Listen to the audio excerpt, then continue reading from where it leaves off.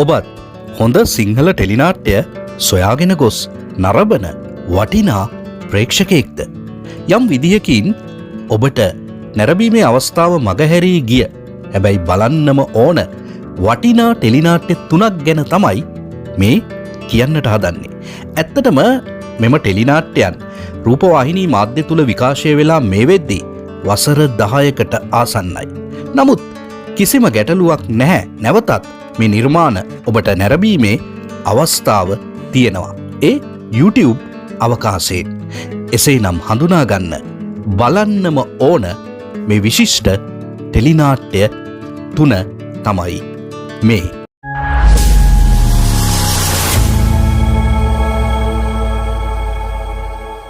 රූපා ශ්‍රියානි ඒකනායක නම් වූ ගත්කතුවරිය විසින් රචනා කරපු බැද්දේ කුලවමිය නවකතාව ඇසුරින් ෆාහිම් මව්ජූඩ් නිෂ්පාදනය කළ අරුණ ප්‍රේමරත්න විසින් තිර රචනය සිදු කළ ආනන්ද අබේනායක අධ්‍යක්ෂණය කරපු බැද්දේ කුලවමිය ටෙලිනාට්‍ය 2016 අවුරුද්දේදී විකාශනය වුණා. මහේන්ද්‍ර පෙරේරා, රොෂාන් රවීන්ද්‍ර, චාන්දනී සෙනවිරත්න, නදී කම්මැල්ලවීර, ආනන්ද කුමාරුන්නැහේ, බිම්සරා ප්‍රේමරත්න, නයනා හෙට්ටිආරච්චි ආදී නළු නිලියන් රැසක් මාරම බලාගෙන ඉන්න පුළුවන් හරිම තාත්වික රංගන කාර්යයක නිරත වුණු ටෙලිනාට්‍යයක් තමයි බැද්දේ කුලවමිය කියන්නේ. ඉතින් සුමති, රයිගම්, සිග්නිස් මේ කියන සම්මාන උළෙලවල් වලදී විශිෂ්ටතම ටෙලිනාට්‍ය, විශිෂ්ටතම ටෙලිනාට්‍ය අධ්‍යක්ෂණය, හොඳම ටෙලිනාට්‍ය නළුවා, හොඳම ටෙලිනාට්‍ය නිලිය, හොඳම ටෙලිනාට්‍ය සහාය නළුවා, හොඳම ටෙලිනාට්‍ය සහාය නිලිය, හොඳම ටෙලිනාට්‍ය තිර රචනය මේ ආදී සම්මාන රැසකින් පිදුම් ලද ඉතා විශිෂ්ටතම ටෙලිනාට්‍යයක් තමයි බැද්දේ කුලවමිය කියන්නේ. සහෝදරයා 2017 නොවැම්බර් 18 වන දින සිට තමයි විකාශය වීම ආරම්භ වුණේ.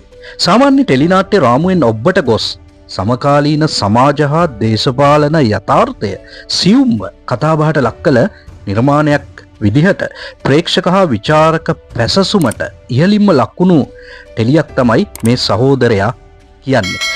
නිෂ්පාදන දායකත්වයේ ලබා දීලා තිබුණේ ජයන්ත වැලිවිට සහ ලලිත් සමරරත්න විසින්. තිර රචනය සහ අධ්‍යක්ෂණය සිදු කළේ නාමල් ජයසිංහ, රොෂාන් රවීන්ද්‍ර, තුමිදු දොඩන්තැන්න, කලනි දොඩන්තැන්න, චාන්දනී සෙනවිරත්න, චමිලා පීරිස්, එතකොට උදයන්ති කුලතුංගාදී නළු නිලියන් රැසක්ම ඉහළ රංගන දායකත්වයක් මේ ටෙලිනාට්‍යයට ලබා දීලා තිබුණා. රයිගම් ටෙලිස්, සිග්නිස් සම්මාන උළෙල, රූපවාහිනී රාජ්‍ය සම්මාන උළෙල මේ සම්මාන උළෙලවල් වලදී ඉහළින්ම ඇගීමට ලක් වූ ටෙලියක් තමයි මේ සහෝදරයා. හොඳම ටෙලිනාට්‍ය නළුවා, හොඳම ටෙලිනාට්‍ය නිලිය, විශිෂ්ටතම සහාය නිලිය, විශිෂ්ටතම ටෙලිනාට්‍ය ගීත ගායනය, ප්‍රශස්තම ටෙලි තිරපිටපත, ප්‍රශස්තම ටෙලිනාට්‍ය සංගීත අධ්‍යක්ෂණය කසුන් කල්හාර තමයි මේ සම්මානය දිනාගත්තේ.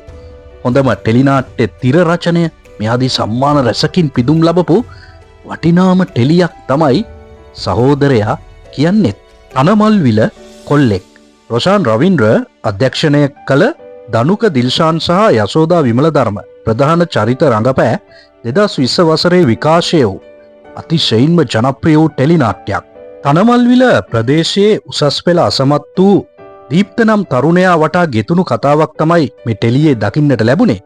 ග්‍රාමීය පසුබිමක ජීවත්වන දීප්තගේ පවුලේ අරගල, මිතුරන් සහ අනපේක්ෂිත ජීවන ගමන මෙහි කදිමට නිරූපණය කරලා තිබුණා. ඒ වගේම සමාජ යථාර්ථය සහ ග්‍රාමීය ජීවන රටාව සංවේදී ලෙස මතු කර දක්වපු විශේෂ ටෙලිනාට්‍යයක් තමයි තනමල්විල කොල්ලෙක්.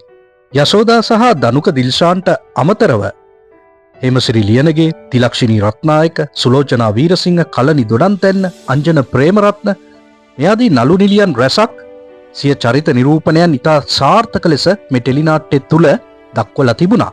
ඉතින් සුමති, රයිගම් ටෙලිස් මේ ආදී සම්මාන උළෙලවල් වලදී හොඳම ටෙලිනාට්‍ය, ඒ වගේම හොඳම ටෙලිනාට්‍ය අධ්‍යක්ෂණය, ජනප්‍රියම ටෙලිනාට්‍ය, හොඳම සහාය නළුවා, හොඳම සහාය නිලිය, හොඳම සංස්කරණය, හොඳම නැගී එන නළුවා, හොඳම නැගී එන නිලිය මේ ආදී සම්මාන රැසකින් පිදුම් ලද සුවිශේෂිතම ටෙලිනාට්‍යයක් තමයි මේ තනමල්විල කොල්ලෙක් කියන්නේ. මෙම වීඩියෝවේ ඩිස්ක්‍රිප්ෂන් එකේ මෙම ටෙලිනාට්‍යයට අයත් පළවන එපිසෝඩ් 3ේම YouTube link යොමු කරලා තියෙන්නේ.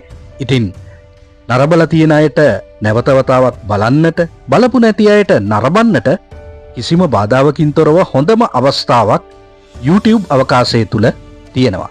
යන්න ගොස් නරඹන්න. නැරඹිය යුතුම සිංහල ටෙලිනාට්‍ය තුනක් තමයි වැද්දේ කුලවමිය, සහෝදරයා සහ තනමල්විල කොල්ලෙක් කියන්නේ.